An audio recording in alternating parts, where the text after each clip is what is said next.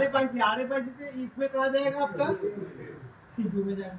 इस लाइन के बीच में बहुत सारे कॉइल या कैपेसिटर फिल्टर के लिए लगा हो सकता है, उसको आपको हटाना नहीं है, वो हटेंगे तो लाइन क्या हो जाएगा, ब्रेक हो जाएगा। अभी आप लिखे वाह, मतलब आपको फोटो अच्छा लगा तो आपको एक रिएक्ट करके भेजे, क्या दिखते बढ़िया फोटो, तो वो सिग्नल कहाँ जाएगा, आर पे होते हुए TX से कहाँ से जाएगा, TX से 4G पे होकर जाएगा, 4G पे होकर क्या करेगा, उसको बूस्ट करेगा। जो सिग्नल है ना वो तो टावर तक भेजना भी है ना, तो इसको बूस्ट करेगा, बूस्ट करके कहाँ पे चलेगा, टावर पे चला जाएगा। अब उसका मोबाइल में जब रिसीव होगा तो सेम वही प्रोसेस से रिसीव होगा। ये हो गया अपना सिग्नल। सिग्नल कैसे काम होता है, ठीक है। अभी देखिए, हर एक आईसी चलने के लिए वोल्टेज चाहिए, हर एक आईसी चलने के लिए वोल्टेज चाहिए। ये मान के चलिए 2G आईसी में टोटल 2 वोल्टेज चाहिए, एक 1.8 वोल्टेज चाहिए, यहाँ पर देखो एक 1.8 वोल्टेज चाहिए और एक चाहिए रिबेट वोल्टेज। एक 1.8 एक रिबेट वोल्टेज, मतलब 3.7 से 4.2 वोल्टेज। अगर यहाँ पे वोल्टेज भी मिस होगा 1.8 और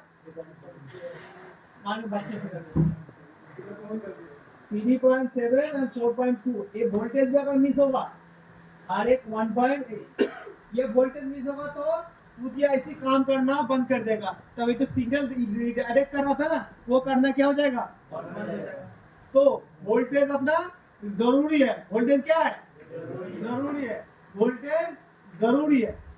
और यही अगर 2G 4G भी चलता है 3 वोल्टेज से, एक होता है अपना VPA वोल्टेज, VPA वोल्टेज, एक होता है 1.8 वोल्टेज और एक होता है VP8 वोल्टेज। 4G आईसी कितना वोल्टेज मिलता है, टोटल 3 वोल्टेज। इसमें कोई भी वोल्टेज अगर मिस हो गया, ये भी क्या होगा, काम करना बंद करेगा। 4G काम करना बंद करेगा तो 2G नेटवर्क आएगा तो 4G। तब यहाँ से देख रहा है कि कोई RFIC 4G से टावर खींचने का कोशिश कर रहा है, लेकिन यहाँ पे तो एक काम ही नहीं कर रहा। यहाँ पे जब भी कुछ सिग्नल नहीं मिलेगा तब ये 2G से लेने लगेगा, ठीक है।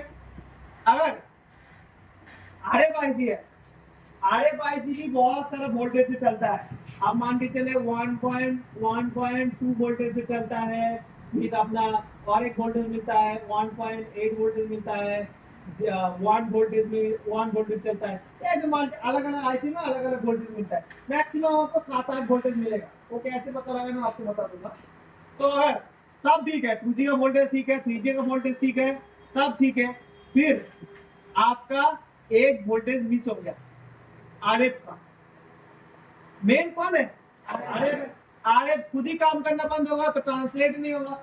जितना भी 4G पे सिग्नल को बूस्ट करे, जो भी करे, ये सिग्नल तो यहीं से आ रहा था, आया यहाँ तक आया, गले पे अटक गया, आगे पहुंचा नहीं, पेट में गया ही नहीं, वो काम होगा, भूख नहीं मिटेगा।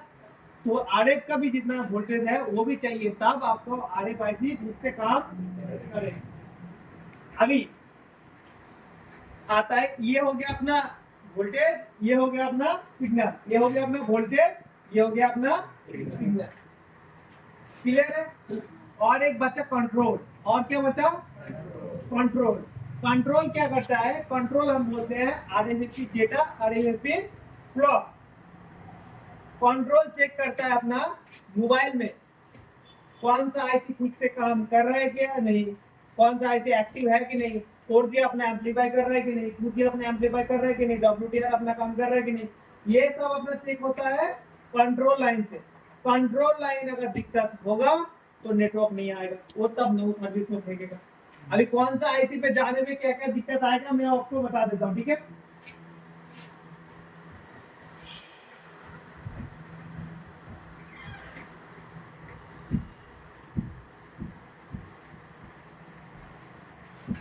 कौन सा आईसी से क्या क्या दिक्कत आएगा बताता हूँ। 2G अगर खराब होगा, 2G अगर खराब होगा या 2G का लाइन पे अगर कोई भी कंपोनेंट या कुछ हट गया लो बैंड का, तो ये मोबाइल चला जाएगा इमरजेंसी। किसमें चला जाएगा, इमरजेंसी। अगर 4G काम करना बंद कर देगा तब उस मोबाइल में 2G का नेटवर्क आएगा, लेकिन 4G का नेटवर्क नहीं आएगा। ओनली 4G का बात नहीं कर रहा, 4G लाइन में जितना भी कंपोनेंट है, एक भी अगर हट गया, कोई यहाँ पे मान के चले कैपेसिटर भी हट गया, तो भी 4G काम करना क्या हो जाएगा, बंद कर देगा, ठीक है। तो 4G खराब होने तो 4G नेटवर्क बंद हो जाएगा, 2G आएगा, ठीक है। और 4G के नेटवर्क में कोई भी कंपोनेंट अगर हट गया तो भी 4G का ही दिक्कत होगा। अगर 2G ऐसी और या 2G का लाइन में अगर लो बैंड के लाइन में कुछ दिक्कत होगा तब क्या होगा, इमरजेंसी। तब क्या होगा, इमरजेंसी। क्योंकि जो 4G का नेटवर्क आ रहा है वो भी किसका थ्रू आ रहा है, 2G के थ्रू आ रहा है। 2G अगर 2G खराब हो जाएगा तब कौन सा हो जाएगा, इमरजेंसी, ठीक है। तो आपको एक मोबाइल अगर है तो जरूर मोबाइल अगर आपके पास आए तो 2G नेटवर्क ऑनलाइन करके सर्च करके देखेगा नेटवर्क आ रहा है कि नहीं आ रहा है। उसमें आपको आइडेंटिफाई करने में शॉर्ट हो जाता है, तो आपको पता लग जाता है कि काम कहाँ पे करना है, 4G पे या 2G पे। अगर RFIC का कुछ दिक्कत आएगा, RFIC का कुछ दिक्कत आएगा तो नो सर्विस। RFIC का अगर कुछ भी वोल्टेज में ना मिले या कुछ दिक्कत हो जाए, RFIC खराब जाए तो क्या हो जाएगा अपने मोबाइल में, नो सर्विस, ठीक है। RFIC का कुछ भी दिक्कत आएगा तो अपना मोबाइल हो जाएगा नो सर्विस। अभी देखो कंट्रोल का लाइन में नहीं बताया, कंट्रोल का लाइन एक भी मिस होगा, कंट्रोल का लाइन एक भी मिस होगा तो मोबाइल में रेडियो ऑफ हो जाएगा और मोबाइल नो सर्विस में चला जाएगा। कंट्रोल का लाइन का मतलब CPU से 2 लाइन निकलता है, उसका नाम होता है अपना, 2 लाइन निकलता है उसका नाम होता है अपना RFSE डेटा, और एक होता है RFSE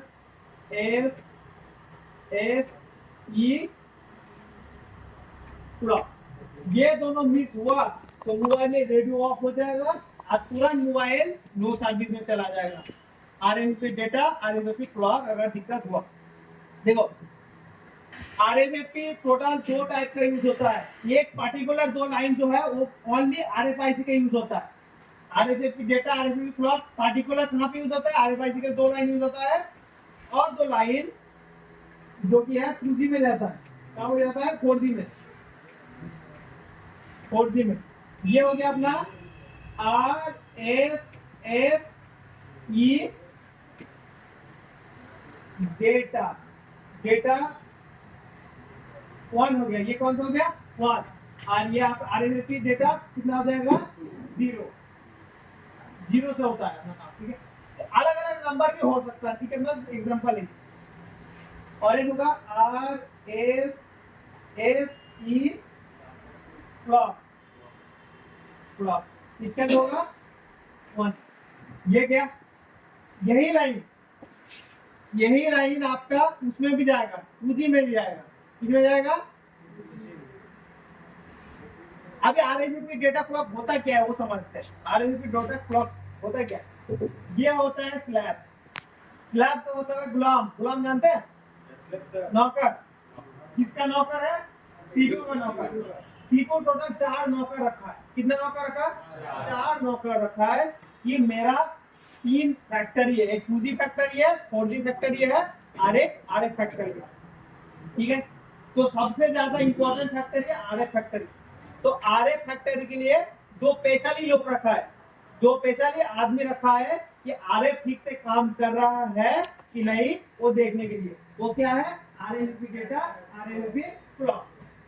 और 2 आदमी जो है उसको काम दिया कि CPU आप 2G का भी चेक करोगे, आप 3G का जब चेक हो जाएगा 4G का भी चेक कर दोगे कि दोनों ठीक से काम कर रहा है कि नहीं। ये लाइन मिस होने से डायरेक्ट नो सर्विस और मोबाइल में रेडियो ऑफ का प्रॉब्लम आएगा। क्लॉक लाइन से डायरेक्ट अगर मिस होगा तो आपका नेटवर्क क्या हो जाएगा, नो सर्विस हो जाएगा। तब आपका मोबाइल में आपको पता कैसे लगेगा RFSE डेटा क्लॉक में प्रॉब्लम है कि नहीं। आपका मोबाइल में देखिएगा एक सेटिंग खोल के आपको स्विच कर सकते हैं, 2G में 2G सिलेक्ट कर सकते हैं तो 2G में सिलेक्ट हो जाता है, ओनली 2G होता है, ओनली 4G होता है, ऐसा होता है ना। तब होगा क्या, आप मान के चलिए आपको ऑलरेडी सेटिंग खोले, देखो ऑलरेडी 4G 3G 2G में सिलेक्ट है, आप उसको चेंज करेंगे, चेंज हो जाएगा, बैक करके दोबारा खोलेंगे, जगह जहां पे था वहीं पे दोबारा हो गया। मतलब मान के चले मेरा जो नेटवर्क है 4G पे सिलेक्ट है, सेटिंग खोला, सेटिंग खोल के मैं उसको 2G में सिलेक्ट कर दिया, बैक किया, दोबारा खोला तो 2G में होना चाहिए, तो 2G में तब नहीं रहेगा, और दोबारा किस में चला जाएगा, 4G में था तो 4G में ही रहेगा। तब आपको पता लगेगा कि मोबाइल रेडियो ऑफ हो गया, तब आपको कंट्रोल का लाइन चेक करना है। कंट्रोल का लाइन का मतलब होता है RFSP डेटा, RFSP क्लॉक, ठीक है।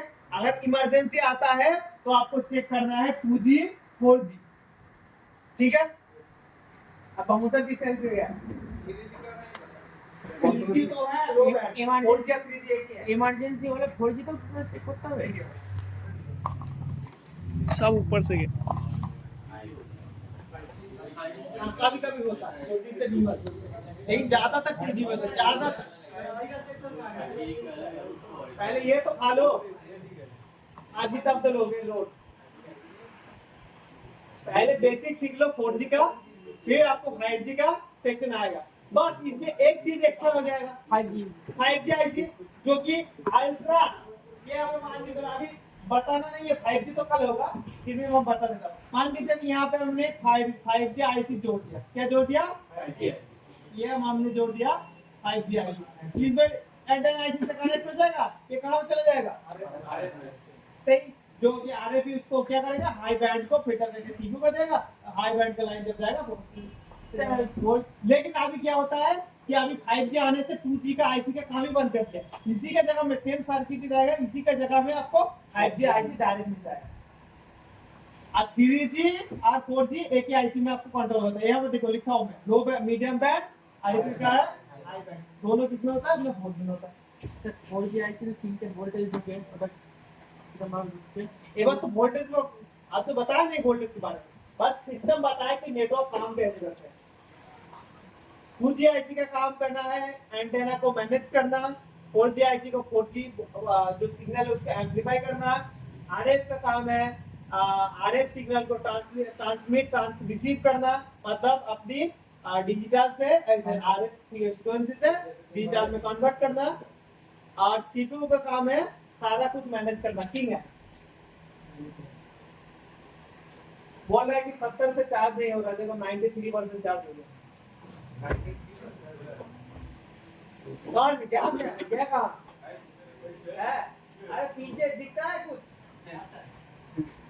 मेरे को लगता है आया नहीं, पीछे छूट जाता है।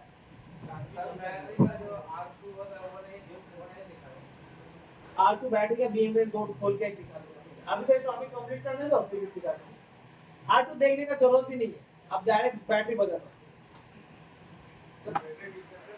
नहीं, उसको बैटरी से चेक करने नहीं करना। बैटरी का एक ही काम कर सकते हैं, फ्यूज को चेंज कर सकते हैं। लेकिन मान के चलो R2 को आपने फिक्स वाला रेजिस्टर लगा दिया, अभी बैटरी कभी रियल में गर्म हो रहा है, तो सीपीयू को पता नहीं लगा, सीपीयू मोबाइल चालू कर रहा है, बैटरी ऑन होगा ब्लास्ट। तो आप बैटरी में अगर उल्टा सीधा काम करते हैं तो कस्टमर को रिस्क में डालते हैं। 600 रुपए में बैटरी के चक्कर में किसी को मार डाला, ऐसा लगेगा। तो अभी जाते हैं वोल्टेज में, देखो अभी WDR से सीखते हैं। सबसे बेसिक चीज होता है, सबसे ज्यादा मोबाइल में आने वाला आपका RFIC WDR। देखिएगा अभी नाम ही हो गया, RFIC को नाम ही कर दिया WDR। WDR उसका एक्चुअल नाम है, RFIC से ट्रांसलेट करता है, उसका नाम क्या है? WDR। जैसे कि कोलगेट, जानते हैं कोलगेट का नाम एक्चुअल में, कोलगेट का मतलब जानते हैं टूथपेस्ट होता है, उसका नाम है टूथपेस्ट, लेकिन हम लोग क्या जान गए? कोलगेट। लेकिन कोलगेट पर्टिकुलर एक ब्रांड है, ठीक है। तो हम लोग कोई भी जाता है दुकान में, शॉप में, बोलते हैं कोलगेट दीजिए, पेप्सोडेंट की कोलगेट दीजिए, ऐसा हो गया। एप्पल रियलमी का मोबाइल दीजिए, ऐसा वाला होता है। चलिए कोई बात नहीं, वैसे ही है WDR। अरे मतलब कोई लोग सोचेंगे मीडियाटेक का प्रोसेसर कभी भी, मीडियाटेक के मोबाइल कभी भी WDR नहीं लगा रहता है, लेकिन ऐसा आदत लग गया ना तो WDR चेंज करो, मीडियाटेक में WDR चेंज करो। मतलब समझ जाओ, कोई बोल रहा है कि WDR चेंज करो मतलब RF का बात कर रहा है, अलग बात है, मैं नहीं बोलता। अभी चला जाता हूँ, देखो कोई भी नेटवर्क का प्रॉब्लम आए तो 3 चीज से रिपेयर होता है आपका, एक है सिग्नल, एक है अपना कंट्रोल, एक है वोल्टेज। अब देखो इसमें एक कॉन्सेप्ट है, अब देखो 2G चलने के लिए 2G का टोटल कितना वोल्टेज चाहिए? दो वोल्टेज चाहिए। ये वोल्टेज चाहिए 1.8 वोल्टेज, एक चाहिए 3 वोल्टेज, ठीक है। नहीं तो 2G काम नहीं करेगा। और इसके बाद भी अगर इमरजेंसी आ रहा है तो 2G पीओ को खुद भी खराब हो सकता है। फिर आता है अपना 4G।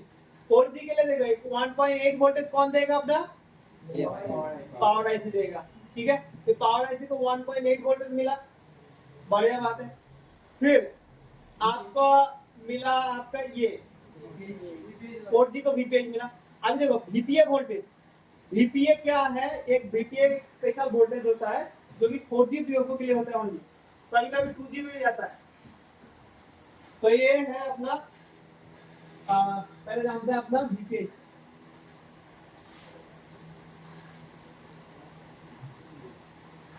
चलो ये वीपीए आईसी, ठीक है। देखो वीपीए आईसी को भी चलने के, वीपीए एपीटी आईसी भी चलने के लिए आपको एक वोल्टेज चाहिए। कौन सा वोल्टेज चाहिए, वीपीए। तो वीपीए को कन्वर्ट करके वीपीए वोल्टेज बनाता है।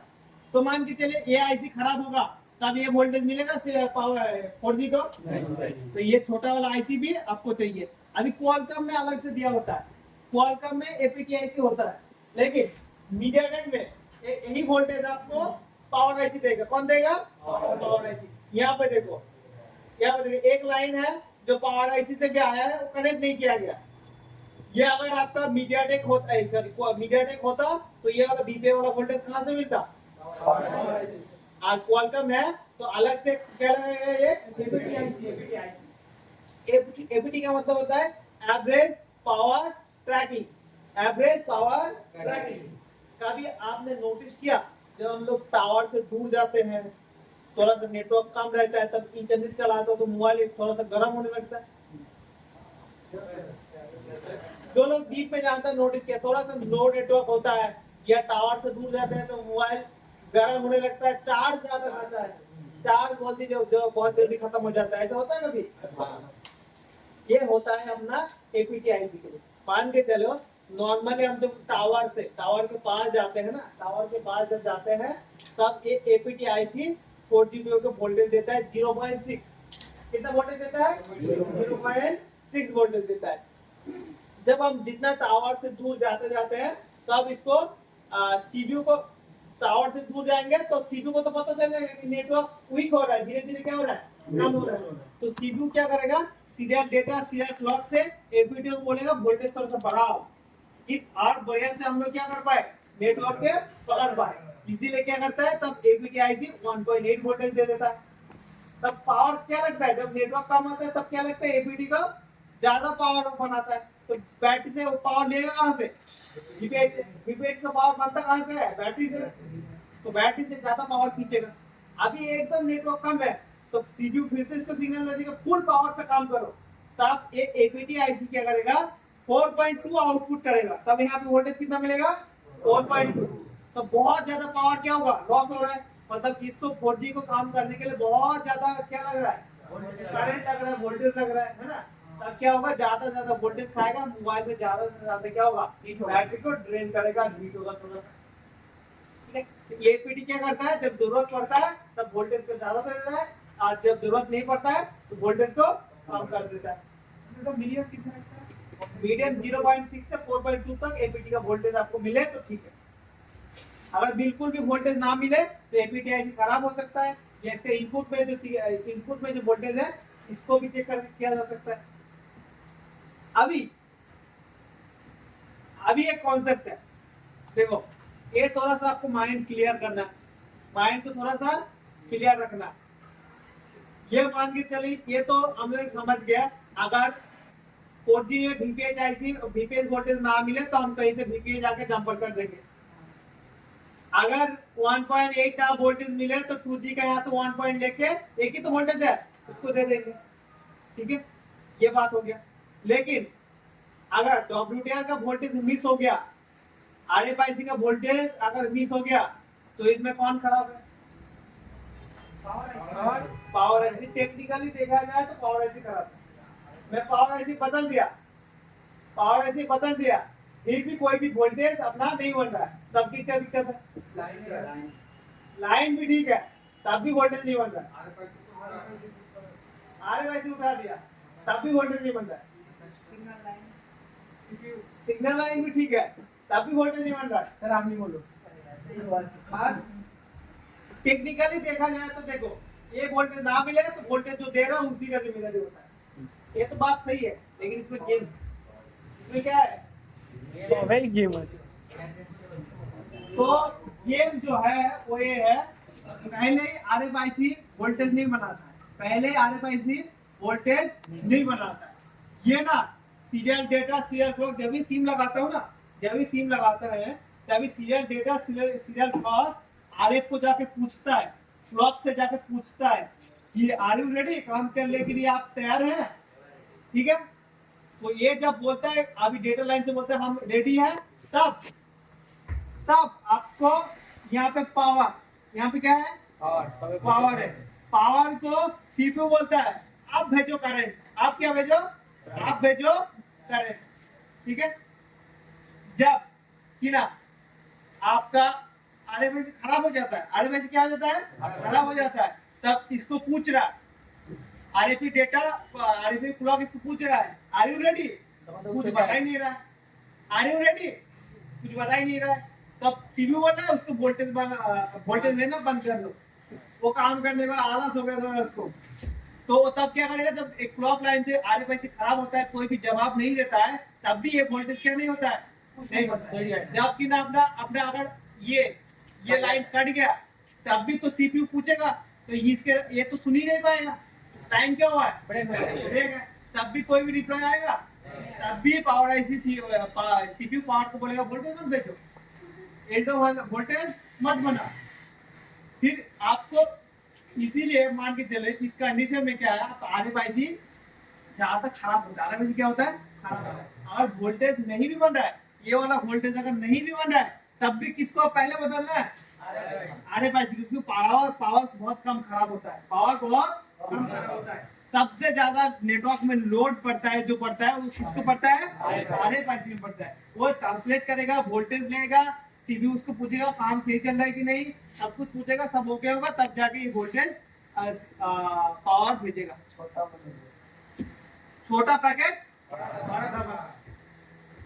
तो ये हो गया अपना कॉन्सेप्ट। तो आपको पहला वो यही मोबाइल आए तो पहले आपको ज्यादातर जो खराब होता है ना, वोल्टेज लाइन होता है, सबसे ज्यादा खराब कौन सा होता है, वोल्टेज लाइन। वो देखिए जहाँ पे वोल्टेज है वही चीज खराब होगा। मान के चले कोई पानी में गिर गया, कोई मोबाइल अगर पानी में गिर गया, ठीक है, ये मोबाइल पानी में ऐसे डिप करके मैं उठा दूंगा, सुखा दूंगा, फिर अच्छे से एयर करने से सुखा दूंगा, कोई दिक्कत नहीं होगा। अगर ये मोबाइल मैं बूट कबील पे लगा के पानी में डुबाता हूँ, 10 सेकंड में वो फंगस लग जाएगा। जहाँ पे वोल्टेज रहता है वहां पे जंग लग जाता है, जल्दी खराब हो जाता है। अगर वाटर डैमेज भी मोबाइल है ना, तो सबसे ज्यादा खराब अगर होगा तो वोल्टेज लाइन खराब होगा, फिर बाकी जगह में दिक्कत आता है। तो आप पानी में भी मोबाइल को वॉश कर सकते हैं, लेकिन उसमें कोई वोल्टेज नहीं होना चाहिए, ठीक है। तो ये चीज आपको ध्यान, जहाँ पे वोल्टेज होता है वहीं पर जंग लगता है, फंगस लगता है। तो नेटवर्क का प्रॉब्लम अगर आएगा तो सबसे ज्यादा प्रायोरिटी का काम होगा अपना आरएफ को चेक करना, आरएफ का वोल्टेज को चेक करना। वो भी नहीं, आपको डिपेंड करता है, डिपेंड करता है कि वो मोबाइल, डिपेंड करता है क्या बोला था, डिपेंड करता है मोबाइल में कंडीशन क्या है। एक होता है लोड नेटवर्क का प्रॉब्लम, कुछ प्रॉब्लम बता देता हूँ नेटवर्क का। एक होता है लोड नेटवर्क का प्रॉब्लम, एक होता है इमरजेंसी का प्रॉब्लम, एक होता है सबसे हार्ड वाला नो सर्विस। सबसे ज्यादा दिक्कत करते कौन सा वाला, ये बेसिक आपका नेटवर्क का प्रॉब्लम आता है। अभी मार्केट में एक ट्रेंड आया कि आप 2 क्लिक में अपना बिल जमा करके आपका मोबाइल अगर चोरी हो जाता है तो ब्लॉक कर सकते हो। आए दिन 2-4 मोबाइल मेरे पास ऐसा नेटवर्क के लिए बनने आ रहा है, उसका सब सही है, उसका लिस्ट बन रहा है, उसका सब है, उसका मोबाइल है इमरजेंसी कंडीशन। कौन सा कंडीशन, इमरजेंसी कंडीशन, सब ठीक है, नेटवर्क नहीं आ रहा है, वोल्टेज ठीक है, क्लॉक ठीक है, सब आईसी चेंज कर दिया, सब चेंज कर दिया, पूरा नेटवर्क का जितना भी आईसी है, सीपीयू छोड़ के सब चेंज कर दिया, बोर्ड चेंज कर दिया, स्वैप कर दिया, तब भी उसका नेटवर्क नहीं आ रहा। वो होता है IMEI नंबर ब्लॉक, जो कि गवर्नमेंट से ब्लॉक कर देता है। उस मोबाइल को अगर बाहर का कंट्री में लेके जाके चलाएंगे, बाहर का कंट्री का सिम चलाएंगे तो चलेगा, लेकिन उस मोबाइल में इंडिया का सिम कभी नहीं चलेगा। वो होता है IMEI नंबर ब्लॉक। इतना प्रॉब्लम आ रहा है उसमें, आप सोच ही नहीं सकते कि IMEI नंबर ब्लॉक। अब उसमें माता क्या सब क्या बोला, बोर्ड स्वैप मतलब जानते हैं ना, कोई नया बोर्ड आके उसके सीपीयू से बैठा दे, तब भी नेटवर्क नहीं आ रहा। तो ये वाला आपको जानना है कि चेक करना है कि वो मोबाइल का आपका ब्लैक लिस्टेड है कि नहीं। तो अभी वो भी चेक करना है। तो नेटवर्क का किसी के पास मोबाइल है तो मेरे को दे सकते हैं। कंडीशन में है कल लेके आएंगे तो आज क्या कल तो हम रिपेयर नहीं करेंगे। मेरे पास है Realme 6 है ना, मेरे साथ भी हुआ था। एक सिम मेरे को अपडेट किया मोबाइल को, एक सिम काम करता है, एक सिम नहीं काम कर रहा है, तो मैंने दोबारा अपडेट कर दिया तो ठीक हो गया। ना अपडेट করে দিতে হবে অনেক तो एक बार फ्लैश करके देखो ये मोबाइल, मेरा खुद का पर्सनल मोबाइल था, सेम था Realme 6 था, एक सिम काम कर रहा है, एक सिम नहीं काम कर रहा था। तो मैंने क्या कर दिया, उसको फिर से अपडेट कर दिया तो वो हो गया। अब एक बार फ्लैश करके देखो। वोडाफोन काम कर रहा है, किसी एयरटेल काम नहीं कर रहा है, जियो काम नहीं। वो होता है बैंड की वजह से। कुछ कुछ मोबाइल अपना यूज करता है बैंड, मान के चलिए अपना वेस्ट बंगाल में वोडाफोन यूज कर रहा है 4G का बैंड 39। कौन सा यूज कर रहा है? बैंड 39। एयरटेल यूज कर रहा है बैंड 40 और आपका जियो यूज कर रहा है आपका बैंड 41 यूज कर रहा है। ठीक है, अब मान के चलिए बैंड 39 का प्रॉब्लम में दिक्कत हो गया, बैंड 39 का दिक्कत हो गया, तो बाकी का बैंड तो सही है, वो तो एयरटेल वोडा का काम करेगा, लेकिन आपका जियो नहीं काम करेगा। तो बैंड की वजह से होता है जहाँ, और एक होता है प्रॉब्लम आपका RFIC से भी होता है, RFIC ठीक से ना काम करने से भी होता है। ব্যান্ডটা কোথা থেকে চেক করব अब तो होगा, आप कुछ भी नहीं सीखे हो। अभी तो ट्रीजर था नेटवर्क का, अभी तो ट्रीजर था, अभी तो पूरा आपको सिस्टम बाय देखना ही है। तो एक मोबाइल में बेसिक मोबाइल से जाऊंगा, फिर धीरे धीरे 5G 10G तक कितना भी है धीरे धीरे मैं लेके जाऊंगा। সময় সময় আবার কাজ করে কোনো সময় আবার কাজ করে तो अंदर देखो कोई लूज कनेक्शन तो नहीं हो रहा है की प्रॉब्लम। मॉडल तो আছে স্কিমেটিক বাবা अलग क्लास পড়াতে হবে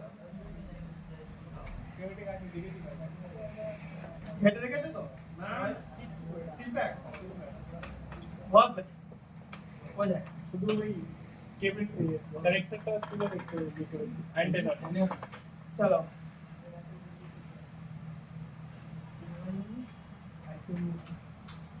बेसिक मोबाइल से जाएंगे, फिर आपको जब समझ में आने लगेगा धीरे धीरे तब मैं एडवांस तक लेके जाऊंगा।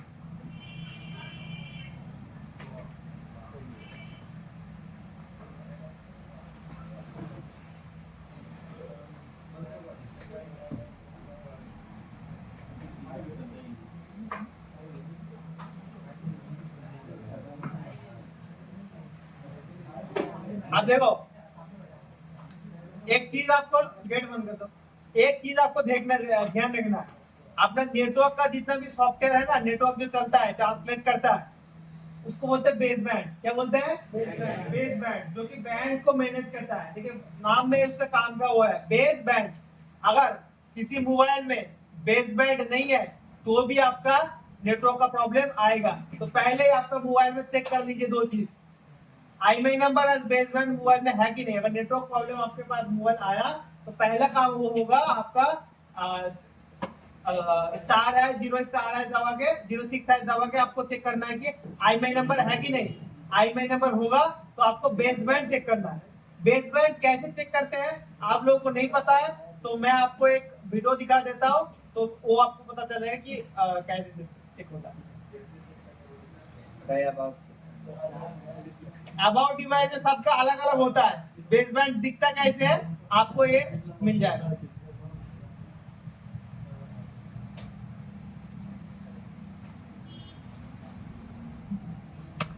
तो मैं इसको म्यूट कर देता हूँ। ये देखो अननोन बेस बैंड क्या होता है वो भी आपको दिख जाएगा। चलो मैं थोड़ा काट करके दिखाता हूँ, काटने वाला है क्या? ये देखो मैं चेक करता हूँ डिवाइस, देखो ये देखो इसमें क्या लिखा है, बेस बैंड के नीचे अननोन है। अगर बेस बैंड वर्जन के नीचे अगर अननोन आता है, बेस बैंड वर्जन के नीचे अगर अननोन होता है तो उस मोबाइल में बेस बैंड का इशू है। किसका इशू है? बेस बैंड का इशू है। अभी बेस बैंड का इशू दो जगह से आता है, एक आता है हार्डवेयर से, एक आता है सॉफ्टवेयर से। एक आता है हार्डवेयर से और एक आता है सॉफ्टवेयर से। तो ये वीडियो देखेंगे तो आपको माइंड में हो जाएगा कौन सा हार्डवेयर से कौन सा सॉफ्टवेयर से। तो मैं दिखा देता हूँ, देखो इसको मैं हार्डवेयर से बनाया, अननोन बेसमेंट था, नेटवर्क नहीं था, तो इसको मैंने हार्डवेयर से बनाया। तो आपको दिखाता हूँ मोबाइल जब बन जाता है, देखो इसमें लिखा है बेसमेंट वर्जन, क्या लिखा हुआ है, अननोन। अननोन अगर लिखा होगा तो देखो इसका जो हार्डवेयर का दिक्कत था, इसमें RFIC का वोल्टेज मिस था। कौन सा वोल्टेज मिस था, RFIC का वोल्टेज मिस था। तो अभी इसको जरा चेक कराते हैं। हार्डली मेरे को लगाता 5-10 मिनट लगाता इसको चेक करने के लिए, फिर बनाने में थोड़ा सा आपको कम से कम वही 15 मिनट के अंदर तो बन ही गया। ये देखो बेसमेंट वर्जन है, बेसमेंट वर्जन के नीचे देखो अभी कोड शो होने लगा। इसका मतलब ये बेसमेंट ठीक है, बेसमेंट क्या है, ठीक है। अगर अननोन होगा तो दिक्कत है। तो बेसमेंट आता सॉफ्टवेयर से भी प्रॉब्लम, हार्डवेयर से भी प्रॉब्लम। बेसमेंट आता सॉफ्टवेयर से भी प्रॉब्लम, हार्डवेयर से भी प्रॉब्लम। पहले तो कौन सा हार्डवेयर से कौन सा हार्डवेयर से कौन सा सॉफ्टवेयर से पता लगाने के एक ही तरीका। अगर बेसबैंड अननोन है लेकिन सीम सपोर्ट करता है तो वो है सॉफ्टवेयर से प्रॉब्लम। अगर बेसबैंड अननोन है लेकिन सीम भी सपोर्ट नहीं करता है तो हार्डवेयर प्रॉब्लम। सीधा बात, अगर सीम सपोर्ट नहीं करता है तो हार्डवेयर प्रॉब्लम, सीम सपोर्ट करता है तो software problem. QCN file write करना होता है, QCN फाइल क्वालकॉम होगा तो QCN फाइल राइट करना होता है, और मीडियाटेक होगा तो फ्लैश करना होगा। QCN फाइल कौन कौन जानता है?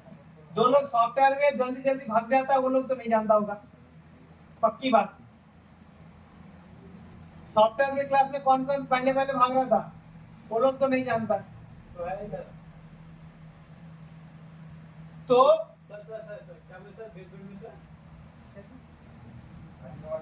बेसबैंड अपना सॉफ्टवेयर से भी प्रॉब्लम आता है, हार्डवेयर से भी आता है। कौन सा हार्डवेयर से कौन सा सॉफ्टवेयर से। सीम अगर सपोर्ट करता है तो सॉफ्टवेयर से प्रॉब्लम है, सीम सपोर्ट नहीं करता है तो हार्डवेयर से प्रॉब्लम है। सीधा देखो ना, सीम सपोर्ट कर रहा है कि नहीं, सीम सपोर्ट नहीं कर रहा है, हार्डवेयर प्रॉब्लम। तो नेटवर्क का प्रॉब्लम आएगा तो पहले आपको 2-4 चीज आपको देखना है। आपका नेटवर्क का प्रॉब्लम आएगा तो 2-4 चीज आपको देखना है। क्या है देखना है? पहले आपको IMEI चेक करना है, फिर आपको बेसबैंड चेक करना है, फिर आपको सीम सपोर्ट कर रहा है कि नहीं वो चेक करना है। इस चौथा चेक करना है ब्लॉक के लिए। हाँ ब्लॉक, उसके बाद IMEI नंबर ब्लॉक है कि नहीं वो तो अगली प्रोसेस में है कि चेक कर लो पहले कि IMEI नंबर ब्लॉक है कि नहीं। तो IMEI नंबर ब्लॉक है कि नहीं चेक करने के लिए मैसेज बॉक्स में जाओ, सब मैसेज बॉक्स में जाओ। ये सबसे जेन्युइन प्रोसेस है और ये गवर्नमेंट से दिखता है। मैसेज में जाओ, ठीक है। मैं एक ब्लॉक IMEI नंबर बताऊंगा और एक अच्छा IMEI नंबर बताऊंगा, आपको पता चल जाएगा।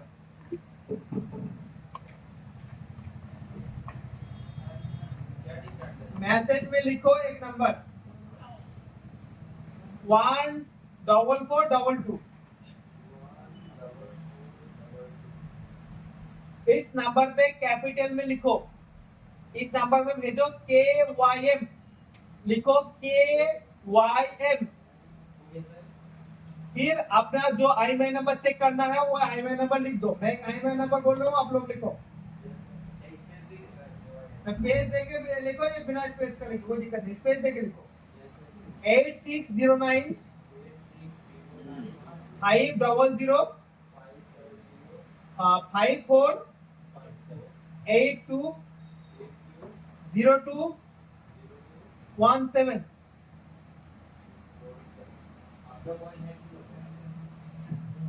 हाँ है, बन जाएगा। इसको सेंड करो।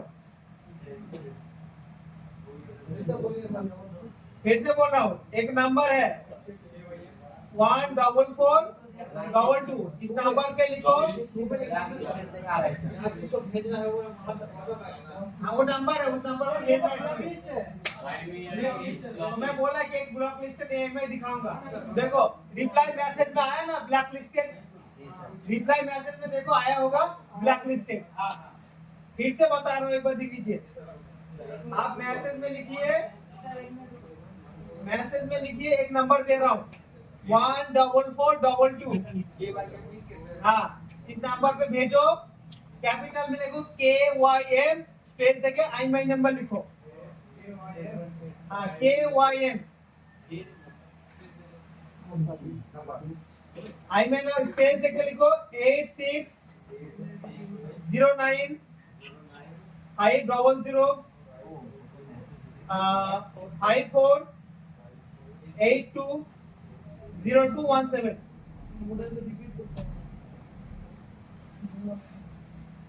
जो लोग नहीं कर पाया फ्रेंड कर दिया उनका ही बता रहा हूँ। अभी एक अच्छा मोबाइल का IMEI नंबर चेक करते हैं। कोई अपना एक IMEI नंबर बोलो। इस मोबाइल में बोलते हैं रुको।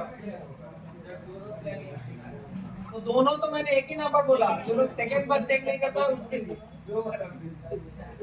चलो और एक IMEI नंबर भेज रहा हूँ, उसी नंबर पे भेजो, उसी नंबर पे भेजो। KYM लिखो फटाफट, लिखो KYM, उसी नंबर पे भेजो 867220 583732।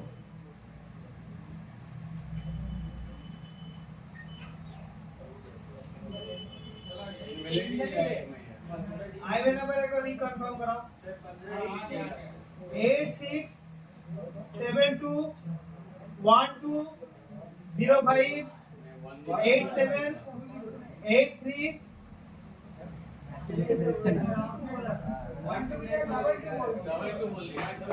अच्छा ठीक है, दोबारा लिखो 86721205878332। 8672120587837732। পুরো ডিটেল দিয়ে দিচ্ছে। इसमें अगर ब्लैक लिस्टेड नहीं आ रहा है, अगर उसका मॉडल या डिटेल्स उसको बता रहा है, तो ये वाला मैसेज सही है। कोई आओ यहाँ पे, अपना मोबाइल लेके आइए, अपना मोबाइल मीडिया करने के लिए जो भेज रहा था ना नंबर।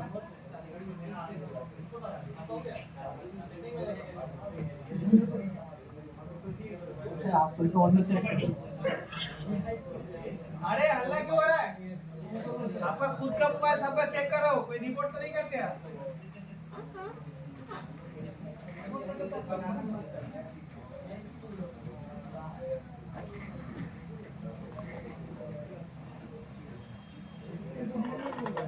अब देखो, इधर देखो,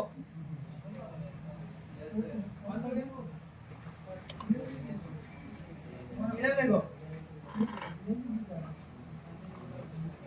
ऐसा अगर आपके पास मैसेज आए, देखो डिवाइस मैन्युफैक्चर वीवो कंपनी, फिर स्मार्टफोन IQ ये वाला मॉडल, ऐसा अगर आ रहा है तो समझ लीजिए आपका मोबाइल ठीक है। अगर आप ऊपर जैसे लिखा हुआ है कि IMEI status IMEI number is block, मतलब आपका मोबाइल में कभी भी उस IMEI नंबर पे नेटवर्क नहीं आएगा। वो चोरी का मोबाइल है, ये रिपोर्ट किया गया मोबाइल है, उसमें सिम लगाते हैं तो तुरंत फोन आएगा, लाल बाजार से बोल रहा हूँ, यहाँ से मोबाइल जमा करके दीजिए, पैसा भी आ जाइए। अभी बड़ा बाजार भी चला जाएगा। तो आपका मोबाइल है ब्लैक लिस्टेड, चेक कर लेना है, ठीक है।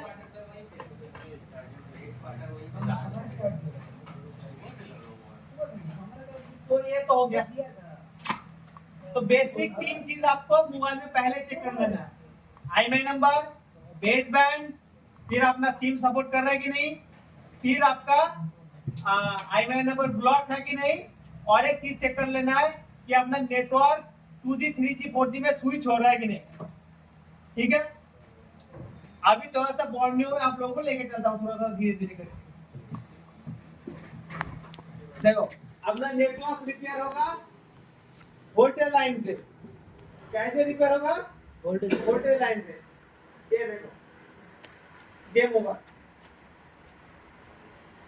बॉन्डियों का गेम ओवर ओवर। ये देख के कर बना पाएगा मोबाइल? तभी नहीं बना पाएगा। ये तो बॉन्डियों में एक वोल्टेज दिया है ना, ये देख के कभी भी मोबाइल कोई बना नहीं पाएगा। बॉन्डियों का हार्डवेयर सोल्यूशन देख के कोई बना नहीं पाएगा। डायग्राम में देखो, इसमें बॉल देखो, 7 नंबर बॉल और 8 नंबर बॉल पे अपना 7 नंबर बॉल पे 1.8 आ रहा है और 8 नंबर बॉल पे विपेज आ रहा है और 30 29 28 नंबर पे बॉल पे अपना क्या आ रहा है, ये आ रहा है। ठीक है, तो आपको इस मोबाइल का आना है। अभी नॉब से गिन सकते हैं, अगर गिनने का मन नहीं है तो आप बीट मैप खोल लीजिए। क्या खोलना है? Beat map.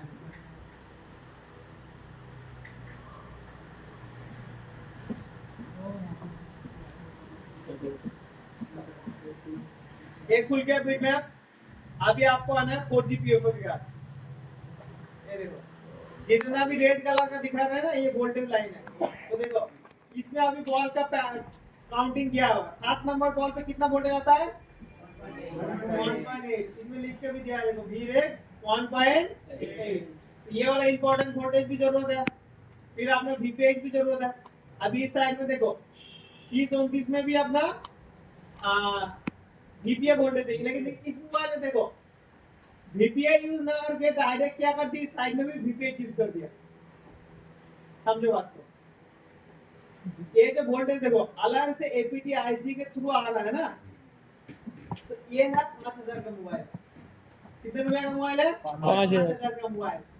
चार्ज खाए जितना शॉर्टकट हो सके उतना में कंपनी काम चला दिया। इसमें अलग से VPA वोल्टेज ना यूज करके क्या कर दिया, इसी VPH को डायरेक्ट कहां पे दे दिया, 4G IC को VPH दे दिया। लो full time, full power, all time, है ना। ये कॉमनामी सेट है, इसीलिए यूज किया। तो दूसरा कोई मॉडल देखा था और बॉन्डियों का हार्डवेयर सोल्यूशन दिखा रहा हूं। क्या मसला है हार्डवेयर सोल्यूशन? ये बॉन्डियों का एक ग्लिच है, স্যার আমাদের কাছে কই আসছে না এরকম দুভাগে ভাগ হয়ে কই আসছে না कंपनी वालों को पसंद करता है इसलिए मार्केट में। ডিলিট করে আবার দিই তোমাকে ये देखो, पहला चीज अपना एंटेना कहाँ ढूंढना है, एंटेना। ये देखो, ये RF केबल लगाने का जगह होता है। यहाँ से RF केबल लगता है, फिर अपना सब बोर्ड में चला जाता है। ये होता है प्राइमरी एंटेना। मोबाइल में टोटल 2 टाइप का एंटेना होता है, एक होता है प्राइमरी एंटेना और एक होता है डाइवर्सिटी एंटेना। 2 एंटेना होता है, एक प्राइमरी एंटेना, एक डाइवर्सिटी एंटेना। तो अलग बात है, आगे बताएंगे। ये प्राइमरी एंटेना पहले किसके, कौन सा IC के पास जाना चाहिए? किसके पास जाना चाहिए? 2G। चलिए इसको प्रेस करते हैं। इसका बीच में क्या क्या कंपोनेंट लगाते हैं। ये कॉइल लगा हो सकता है, कॉइल होगा या कैपेसिटर होगा? तो किसकी वजह से लगा हुआ है? फिल्टर करने के लिए ना। तो ये देखो, यहाँ पे एक रॉड बना हुआ ना, ये अपना कॉइल लगा हुआ है और ये वाला कैपेसिटर है। ये किस लिए लगा हुआ है? फिल्टर करने के लिए। जितना भी नॉइज है, फ्रीक्वेंसी का जितना भी नॉइज है उसको हटा देगा। फिर आपने ये कहाँ पे गया? 2G पे गया। अभी 2G से लेके अभी देखो बैंड 1 मतलब 2 बैंड होता है ना, तो लो बैंड अपना कहाँ पे जाएगा? ये डायरेक्ट ये देखो, ये क्या हुआ कंपोनेंट? कौन सा कंपोनेंट है? कौन सा कंपोनेंट है? यहाँ से अपना TRX आ रहा है। देखो यहाँ पे क्या लिखा है? TRX मतलब ट्रांसरिसीवर, है ना। तो आना जाना दोनों होता है, लेकिन देखो यहाँ से डिवाइड हो गया, यहाँ से चला गया RX, ये हो गया अपना TX, है ना। फिर देखो TX कहाँ पे चला गया? अपना ये 4G पे चला गया। ये थोड़ा सा अलग सर्किट यूज किया, कोई बात नहीं। तो ये अपना TX कहाँ पे चला गया? अपना RX चला गया ना। अब देखो इसमें कॉन्सेप्ट है, ये एक कंपोनेंट लगा हुआ, क्या हो सकता है? APT कहाँ आ गए? वो APT तो वोल्टेज लाइन पे होता है, ये तो सिग्नल लाइन पे बात कर रहा हूँ। छोटा सा बैंड नाকি बैंड पास फिल्टर है, ये क्या है? Band band pass filter. ये लोअर बैंड को फिल्टर करके किसको भेजेगा? आरएफ को भेजेगा ना। तो इस मोबाइल पे आपको देखो ये वाला आपको डायरेक्ट यहाँ पे आ गया। फिर एक 4G पे देखो, एक चीज कॉन्सेप्ट आपको इस मोबाइल को बता देता हूँ। ये अपना एंटेना से आया, 2G IC से आया, ये चला गया डुप्लेक्सर पे। कहाँ पे चला गया? चलो मैं आपको इस ऐसे बोलेंगे तो हमको समझ में आएगा, ठीक है। ये ऐसे व्हाट्सएप से फोटो आ रहा है, एंटेना से क्या आ रहा है? व्हाट्सएप से फोटो आ रहा है। तो ये फोटो आ रहा है, फोटो कहाँ गया? 2G पे चला गया, 2G पे चला गया। 2G ये फोटो कहाँ पे भेज दिया? TRX से ये भेजा, कहाँ पे भेज दिया? ये अपना डुप्लेक्सर पे भेज दिया, डुप्लेक्सर पे भेजा। डुप्लेक्सर क्या कर दिया? ये रिसीव होगा ना, डुप्लेक्सर क्या कर ट्रांसरिसीव से लेके फिल्टर होके कहाँ पे चले गया? आरएफ में चला गया, ठीक है। आरएफ में चला गया, आरएफ किसको भेजेगा? सीपीयू में चला गया। अभी आप क्या किए? आपने यहाँ पे आपका मान के चलिए ये सीपीयू है, आपने बोला क्या फोटो है, एकदम मस्त है, झकास। तो झकास फोटो का सिग्नल किसको जाएगा? आरएफ को जाएगा। कहाँ पे जाएगा? आरएफ को जाएगा। आरएफ क्या करेगा बताइएगा? आरएफ इसको यहाँ से TX से भेजेगा। देखो यहाँ पे लिखा हुआ ना TX। आरएफ क्या भेजेगा? यहाँ से TX को भेजेगा। TX से भेजा, ये भेजा, वोल्टेज भेजा। कहाँ पे गया ये वोल्टेज? अपना ये अपना 3 से ये अपना कहाँ पे गया अपना? फिर और देखो और एक तरीका, अपना 4G का काम दिखाता हूँ। ये तो हो गया 2G में, ठीक है। ये हो गया अपना 2G में।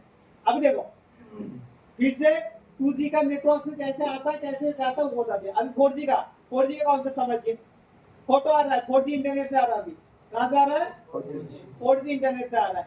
ये फोटो आ रहा है, फोटो जा रहा है कौन सा IC में? 2GPA में जा रहा है।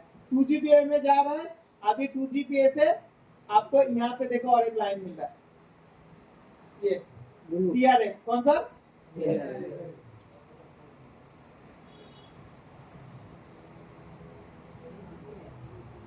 ये रहा TRX। कहाँ गया ये TRX? फोटो गया डुप्लेक्सर से गया, ये कहाँ जाएगा अभी? डुप्लेक्सर। अभी आने के टाइम में भी सेम ही रास्ता है, आने के टाइम में भी 4G और 2G हो, क्योंकि वो जो पावर देता है ना वो टावर देता है, जोर से भेजता है, और 2G 4G कहीं से IC भी निकल जाएगा, ठीक है। तो ये सेम रास्ता है, ये गया कहाँ पे आया? RF से जाने के बाद ये कहाँ पे जाएगा? चला जाएगा CPU। अभी ये CPU जब कोई भी सिग्नल आपको भेजेगा तो पहले कौन सा IC पे जा रहा था? 2G से जा रहा था। ये 2G से अभी नहीं जाएगा। ये कौन सा सिग्नल से जाएगा? ये 4G से जाएगा। चलिए ये सिग्नल से जाएगा, ये सिग्नल से जाने के टाइम में, अभी जाने के टाइम में इस सिग्नल से जाएगा, क्योंकि हमको भेजने के लिए पावर चाहिए। भेजने के लिए क्या चाहिए? पावर चाहिए। आने के टाइम में कौन पावर लगाएगा? टावर लगाएगा। लेकिन भेजने के लिए मेरे मोबाइल को पावर लगाना पड़ेगा, टावर तक भेज पाए। तो ये अपना चला गया कहाँ पे? ये चला गया अपना TRX। कहाँ पे जाएगा? ये सिग्नल फोटो गया 4G में। कहाँ पे गया? 4G में। 4G दम लगा देगा, पूरा एकदम पावर लगाएगा। ऐसे खींचे, वैसे खींचता है, उसको क्या बोलते हैं? ऐसे छोटा कदम हटता है ना, वैसे खींच के रखेगा पावर, खींच के पावर बढ़ा के कहाँ से भेज देगा इसको?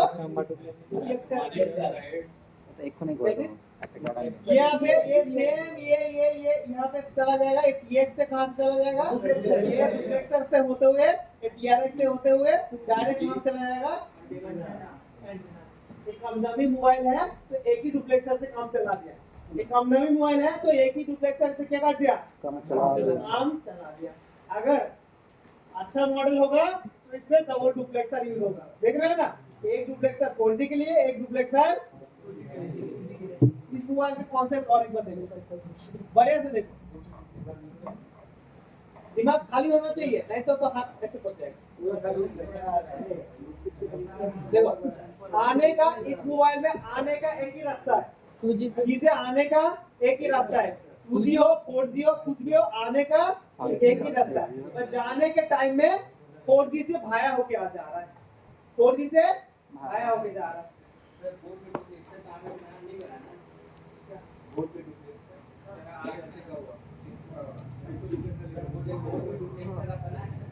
बोर्ड में डुप्लेक्सर वो तो है क्या है, आईएक्स जो डिवाइड कर रहा है। তাহলে নেটের স্পিডের ব্যাপারটা তাহলে কি করে কেসটা?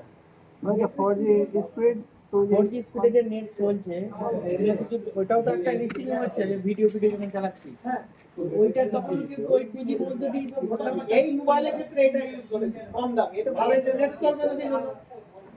ওই 4G ক্ষেত্রে দেখো, ভালো সার্কিটের ক্ষেত্রে দেখো, ওই सिग्नल আবার 2G দিয়ে আবার কোথাও যাচ্ছে, যাচ্ছে अच्छा मोबाइल के लिए ये भी दिखाऊंगा।